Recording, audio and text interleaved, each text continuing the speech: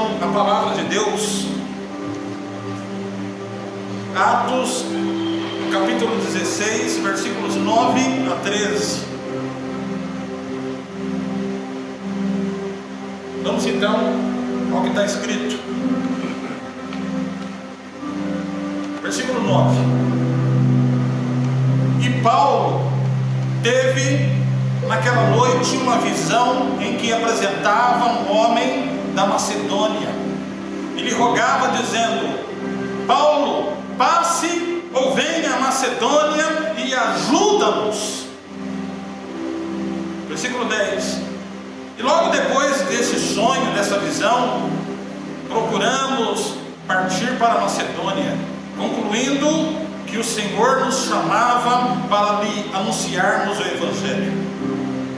E navegando de Troade, fomos correndo em caminho direito para Samocrácia, e no dia seguinte para Neápolis, e dali para Filipos, que é a primeira cidade desta parte da Macedônia, e é uma colônia, e estivemos alguns dias nesta cidade.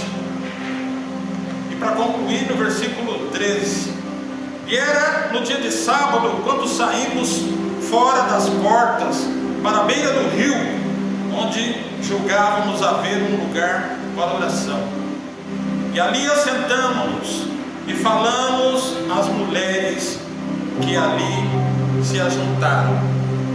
Até aí oramos. Pai, a tua palavra está aberta mais uma vez, e da mesma forma os nossos corações. Oh Espírito Santo, mais uma vez eu te peço com toda humildade, que nesta hora eu diminua e que tu cresças em mim. Oh Espírito, eu preciso da tua presença, da tua ajuda, da tua graça para pregar nessa tarde. Independente da quantidade de pessoas nesse auditório, independente da quantidade de pessoas que ouvirão a qualquer tempo essa ministração, eu preciso de ti. Por isso eu te peço, toca nos meus lábios, toca na minha mente, toca no meu coração. Faz de mim a tua vontade, o teu querer, e eu com as minhas palavras não atrapalhe aquilo que tu queres falar nessa tarde, e que o meu coração e o coração dos meus irmãos seja terra fértil, e que a tua palavra, que é a semente, possa germinar em nós. É o que nós oramos e te pedimos em nome de Jesus. Em nome de Jesus. Amém, amém e amém. Muito bem, meus queridos amigos e irmãos, hoje eu quero, à luz das Escrituras, comentar e analisar com os irmãos a diferença que faz quando Jesus habita ou não habita no coração de um homem e de uma mulher de Deus. Uma pessoa que Jesus habita em nós, que Deus está presente em nós em todo momento, essa pessoa certamente tem a certeza que Jesus estará conosco, presente em todo o tempo, em toda situação. Ou seja, uma pessoa que tem a convicção que Deus está com ela, por mais difícil que seja a situação, por mais difícil que sejam as circunstâncias, por mais complicado que seja o problema que essa pessoa está passando, mesmo que seja uma injustiça, mesmo assim, essa pessoa que tem a convicção que Deus está presente em todo o tempo com ela, vai conseguir resistir, vai conseguir entender os propósitos do Senhor. Sabe por quê, meus queridos irmãos e amigos? Porque nós estamos falando de fé, e a fé não é uma religião, a fé é mais do que uma crença, a fé é mais do que uma doutrina, é uma completa confiança em Deus, acompanhada de ação. Quando alguém está movido e convicto que está sendo dirigido por Deus pela fé, essa pessoa está com segurança, com firmeza, está com confiança, porque ela tem a certeza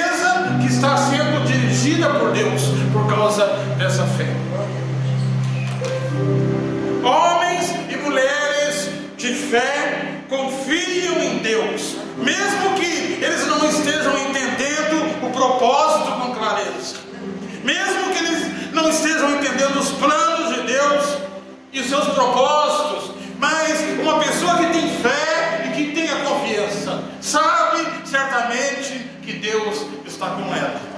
E esse texto então nos ensina muito, porque nós começamos no versículo 9, lendo que Paulo teve uma noite de sono, e ele acaba sonhando que um homem aparece para ele em visão, no versículo 9, e esse homem, que ele não consegue identificar, aparece então no sonho, na visão, enquanto Paulo está dormindo, e ele faz um apelo dizendo: Paulo, passa aqui pela Macedônia e ajuda-nos.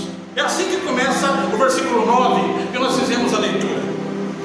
E olha o interessante, quando um homem anda por fé e por convicção que Deus está com ele. Ele entendeu que era palavra de Deus, ele entendeu que Deus estava chamando ele para uma viagem até a Macedônia, na Grécia, e ele então reúne alguns irmãos. Ele fala aqui que fomos, ou seja, tinha mais pessoas, entre elas o seu fiel colaborador, o Silas, e portanto esses dois discípulos do Senhor vão chegar a Filipos, uma cidade da região de Macedônia. Interessante que nós estamos falando aqui de terra que existe até o tempo de hoje. Se você tiver uma oportunidade de fazer uma viagem de turismo até a Grécia, você vai perceber que todas essas cidades que estão citadas aqui no livro de Atos, a partir do capítulo 16, do capítulo 16, existem até o tempo de hoje. Portanto, Paulo e Silas chegam a Filipos, na Macedônia, norte da Grécia, e eles então começam a pregar a palavra de Deus naquela região, e começa a dar resultado. Segundo as Escrituras, as pessoas tremem, as pessoas são impactadas pela palavra de Deus, porque Paulo e Silas começam a trazer uma mensagem nova. Jesus Cristo salva, Jesus Cristo cura, Jesus Cristo batiza com o Espírito Santo, e as pessoas então tremeram na região da Macedônia. E deixa eu te dizer uma coisa, meu querido irmão e minha querida irmã: todas as vezes que a palavra de Deus é pregada e afirmada em qualquer região, em qualquer lugar dessa terra, ela vai causar tremor, ela vai impactar. E quando as pessoas tremem, geralmente eles aceitam ou rejeitam a mensagem do Evangelho, aquilo que é novidade. Portanto, coisas começaram a acontecer na Macedônia, na cidade de Filipos. O trabalho missionário de Paulo e Silas na Grécia começa a dar resultados em Filipos. Algumas mulheres se converteram a partir do versículo 13 que nós fizemos a leitura, e entre elas uma mulher chamada Lídia, uma grande líder, uma grande liderança local. As Escrituras dizem que Lídia era uma mulher rica e muito influente em Filipos, e toda a sua família foi impactada pelo Evangelho, e todos naquela casa foram batizados e se converteram. E portanto ela era uma mulher que influenciava pessoas, e portanto através de Lídia, Paulo e Silas e o Evangelho começam a impactar Filipos. O segundo acontecimento que a Bíblia narra, a partir do versículo 16 em diante, eles vão se deparar com uma jovem cartomante que lia a mão das pessoas, que dava lucro para algumas pessoas, e elas, segundo o versículo 17, capítulo 16 de Atos, versículo 17, diz que ela passou a perseguir o apóstolo Paulo e Silas, e em algum momento o apóstolo, incomodado, expulsou daquela mulher aquele espírito de engano, e ela então foi alcançada pelo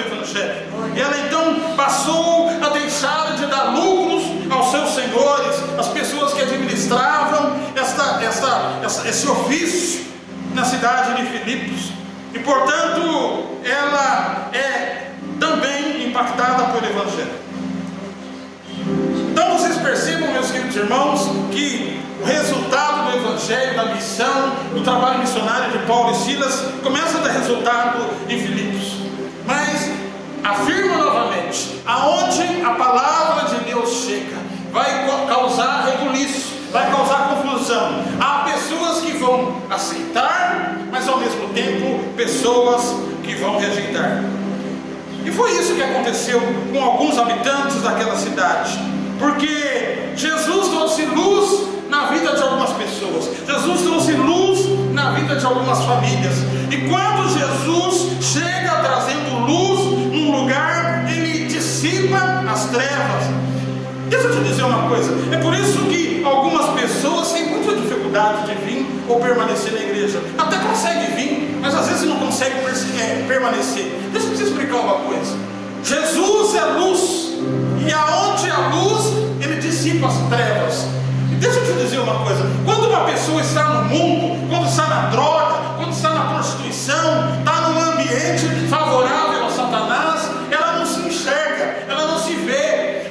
Porém, quando ela está diante de Cristo, da cruz de Cristo, ou de uma comunidade cristã que prega verdadeiramente a palavra de Deus, Jesus está nesse local, Jesus está ali. Você pode crer que Jesus está aqui. Ele disse, ele profetizou um dia que aonde estiver 2 ou 3 reunidos em meu nome, ali eu estarei. Ele está aqui, e aonde Jesus está, existe luz, e aonde existe luz, não há trevas. E é por isso que algumas pessoas, e a gente tem que entender isso, tem muita dificuldade de permanecer na igreja. Até conseguem vir. Por quê? Porque quando a pessoa está onde está a luz, que é Cristo, ela acaba ficando exposta, dá uma impressão que está nua, que está sem roupa. Ela consegue se enxergar, consegue ver a sujeira do pecado, e por isso muitas vezes a pessoa tem dificuldade. Olha, é muito complicado vencer essa resistência, meus irmãos. Eu, ao longo do meu ministério, quantas pessoas eu vi chegar na igreja bem intencionadas, querendo a Cristo, mas as pessoas mesmo em seus testemunhos às vezes me contavam: olha, pastor, eu fico incomodado, parece que quando eu estou lá eu me enxergo, eu vejo aquilo que eu sou, a minha realidade. E nós temos então que orar por essas pessoas, nós temos que ter paciência com essas pessoas, nós temos que ajudar essas pessoas. Sabe por quê? Porque é complicado. Aonde Jesus chega, traz luz e dissipa as trevas. E portanto, voltando ao texto bíblico, o povo de Filipos acabou ficando incomodado com o Evangelho, começou a ficar incomodado com o apóstolo Paulo e Silas presentes na cidade. E eles então vão denunciar os 2 missionários às autoridades da cidade, dizendo o seguinte: olha, façam alguma coisa com esses 2 missionários, porque eles estão aqui na Grécia, e a Grécia é um país de muita filosofia, a Grécia é um país de muitos deuses, e eles estão nos ensinando uma nova doutrina, o cristianismo, e eles estão nos perturbando, estão querendo nos ensinar coisas que nós não podemos fazer. Nós somos romanos, toda a região ali estava sendo dominada pelo Império Romano, e o povo então denuncia Paulo e Silas dizendo: olha, eles estão trazendo uma nova doutrina, o cristianismo, e nós queremos dizer o seguinte: nós rejeitamos, nós somos leais ao imperador, e portanto nós precisamos que vocês façam alguma coisa. E o povo então de Filipe, parte da população da cidade, rejeitou o Evangelho segundo as Escrituras. Sabe o que eu aprendo aqui, meus irmãos? Que o Evangelho sempre vai ensinar ou vai trazer coisas que vão contra o ritmo comum da vida. E isso acontece também nesse tempo, nessa geração, nessa sociedade que nós estamos inseridas e vivendo. O Evangelho vai sempre contra o ritmo comum desta vida e dessa sociedade. Jesus sempre vai chegar em algum lugar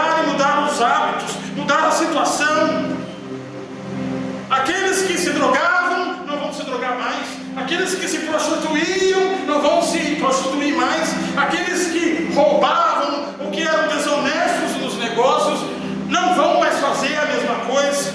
Jesus vai mudar os hábitos. E infelizmente as pessoas, ou algumas pessoas de Filipos, não estavam dispostas a serem transformadas pelo Evangelho.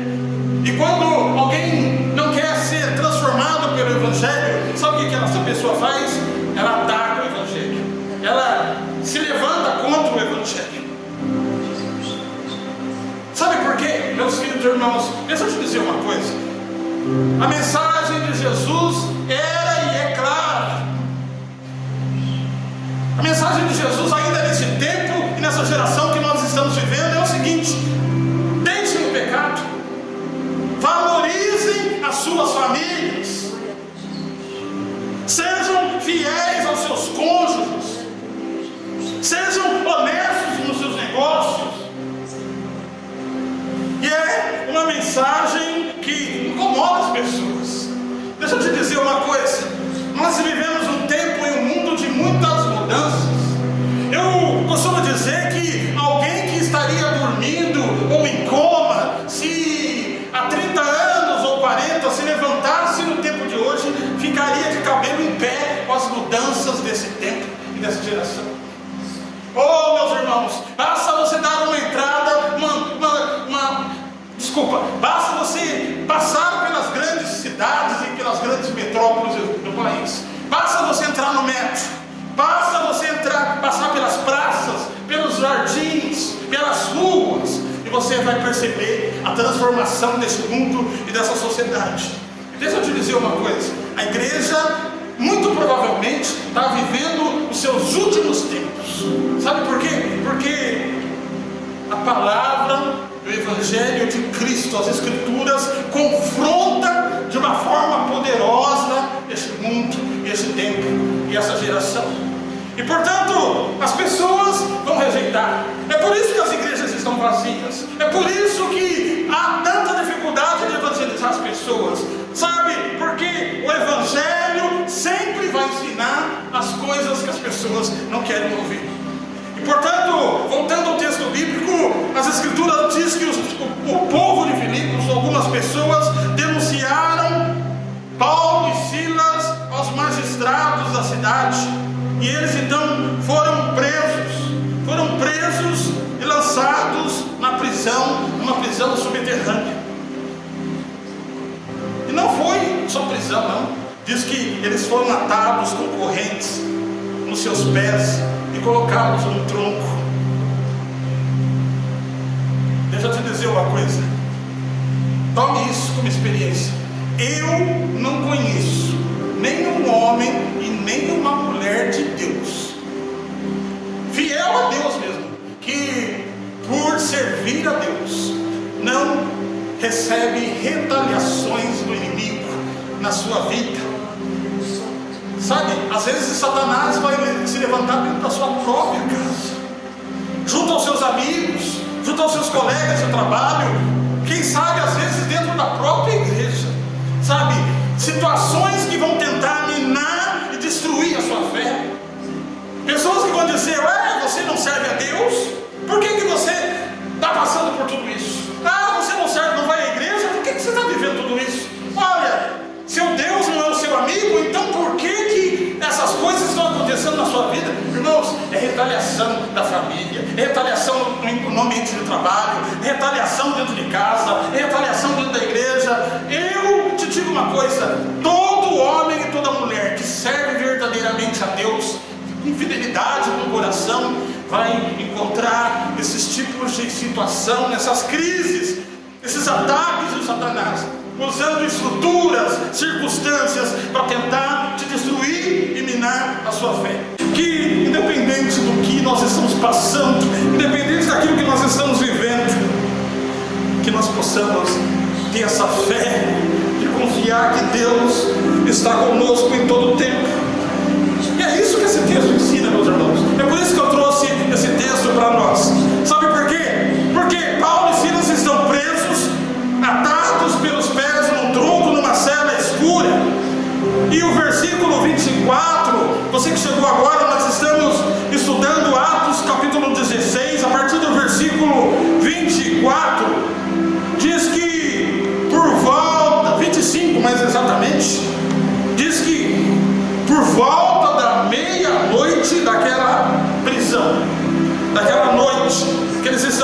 isso. Paulo e Silas, mesmo diante das circunstâncias adversas, eles passam a orar na prisão, meus irmãos, e eles passam a cantar louvores. Você sabe o que é isso?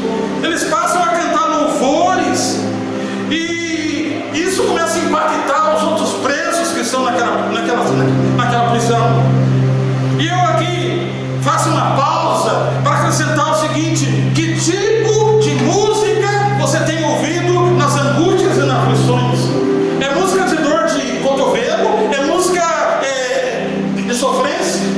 Sabe, música que vão te derrubar, que vão jogar você para baixo? Ou você tem ouvido um louvor que exalta o nome do Senhor, um louvor que te levanta, um louvor que te orienta, um louvor que vai impactar as cadeias de Satanás, um louvor que vai impactar a vizinhança, um louvor que vai impactar e encher a sua casa de glória?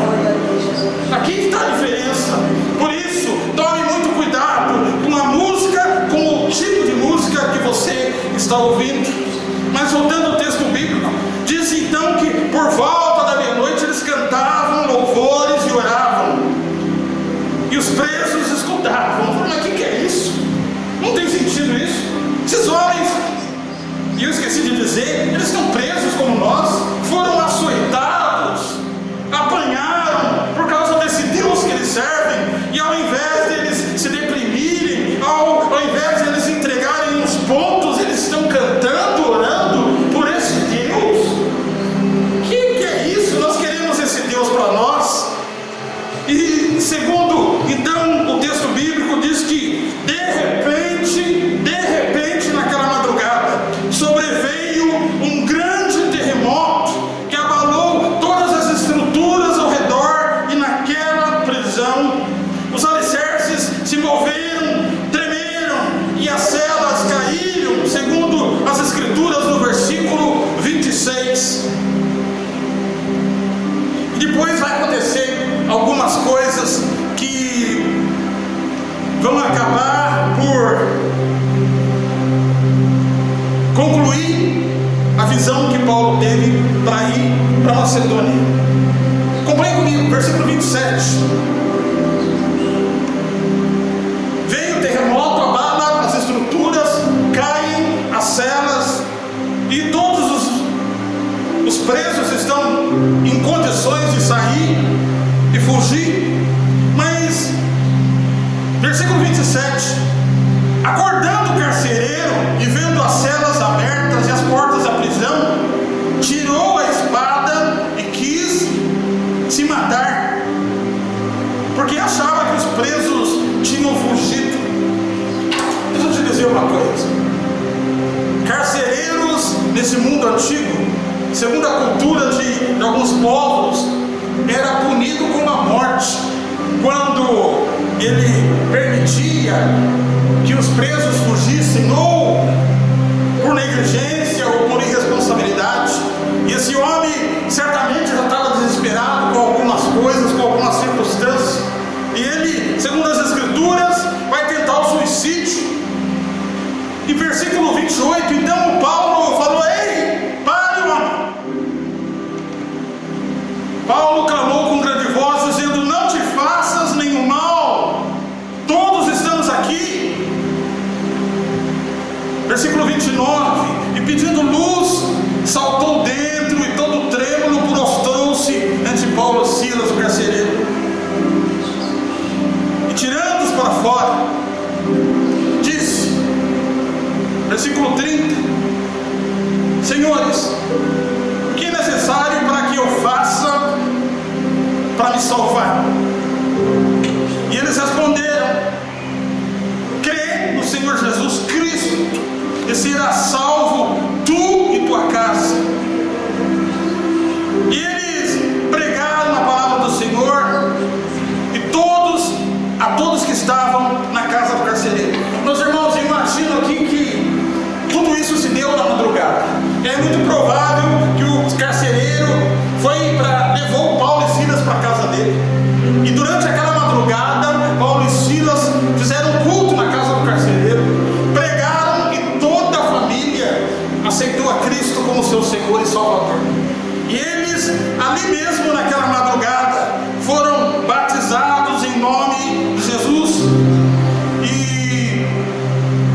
Versículo 33 e 34, para concluir essa história.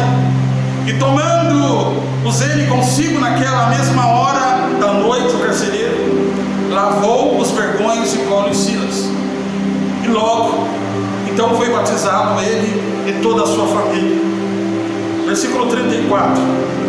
Então, levantando-os da sua casa, lhe pôs a mesa, e na crença em Deus se alegrou-se toda a casa. Deixa eu te dizer uma coisa. Lembra que nós começamos Atos 16, versículo 9. O que aconteceu? Paulo estava dormindo, teve uma visão que um homem que ele não conhecia aparecia no sonho e disse para ele: Paulo, passa pela Macedônia e ajuda-nos. Sabe quem era essa pessoa? Era esse carcereiro. Era este o homem que Paulo teve uma visão, que morava na Macedônia e pedia ajuda, dizendo: ajuda-nos. E não só ele foi ajudado, mas toda a sua casa e toda a sua família. Sabe, meus irmãos, a Bíblia não dá detalhes do que esse carcereiro estava passando, mas ele tentou suicídio. Essa é a realidade. É claríssimo isso na Bíblia. Ele tentou se matar. E deixa eu te dizer uma coisa. É verdade que isso é um tema muito delicado para ser tratado de uma forma pública como esta aqui, mas deixa eu te dizer uma coisa. Isso acontece nesse tempo. Tem muita gente que desistiu de viver por causa de um divórcio, por causa de uma separação, por causa de um companheiro, um namorado que deixou, por causa de uma demissão, por causa de uma crise financeira. E aqui está o meu papel e o seu papel da igreja. Não precisa ser só do pastor. Deus poderá usar poderosamente a sua vida, homem e mulher. Deus poderá te orientar, te dar uma palavra onde você pode, às vezes, influenciar e transformar e salvar a vida de uma pessoa. Foi isso que aconteceu aqui. E deixa eu te dizer uma coisa: Deus quer fazer isso em nosso meio. Deus quer fazer isso em nós. Basta homens e mulheres se levantarem e dizer: Senhor, eis-me aqui. Olha, independente da minha crise, da minha dificuldade, da minha situação, mas eu quero ser um instrumento para abençoar a vida desses jovens, dessa geração. Deixa eu te dizer uma coisa.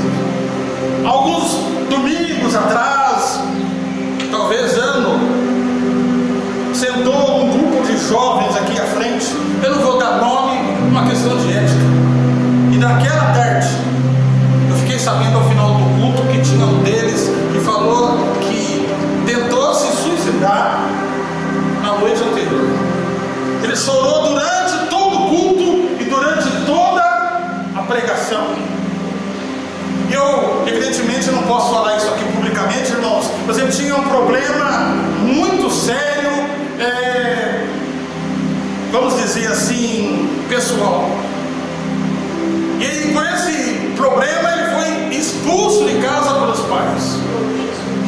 E ele então teve que vir para Portugal, se juntou com amigos e foi morar num quarto. E ele estava com muita dificuldade, porque ele era filho de crentes e ele não conseguia entender aquilo que ele estava passando. E ele chegou numa situação muito difícil aqui. Acabou não permanecendo. Mas deixa eu te dizer uma coisa: está cheio de pessoas nessa situação, imigrantes ou não. Nós estamos vivendo um mundo de muita transformação, meus irmãos. E como é importante a família, os pais, os irmãos, os crentes terem a orientação de Deus para tratar com essas coisas. Eu profetizo sobre a vida de vocês autoridade, sabedoria, para quando vocês encontrarem situações como essa, ao invés de apontar o dedo, de acusar, vocês possam trazer uma palavra de esperança para essa geração.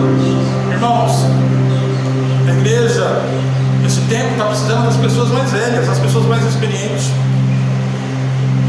Deus vai usar você, Deus vai usar a sua vida. Eu não sei se será em Portugal, se será no Brasil, será aonde for, mas eu profetizo sobre a sua vida esse chamado, esse ministério evangelístico, de ouvir e entender e abençoar as pessoas. Faça isso em nossa vida, Jesus. Faça isso em nós. Faça isso nas igrejas. Oh Senhor, nós não queremos festa, nós não queremos eventos, mas nós queremos ser usados por Ti. Nos dê uma palavra de esperança para esse tempo e para essa geração. Senhor, que nós possamos atender o Seu chamado. Oh Senhor, nos dá visão e sonhos, para que nós possamos ser determinados e sabermos para onde nós devemos ir. É o que nós oramos e te pedimos, em nome de Jesus.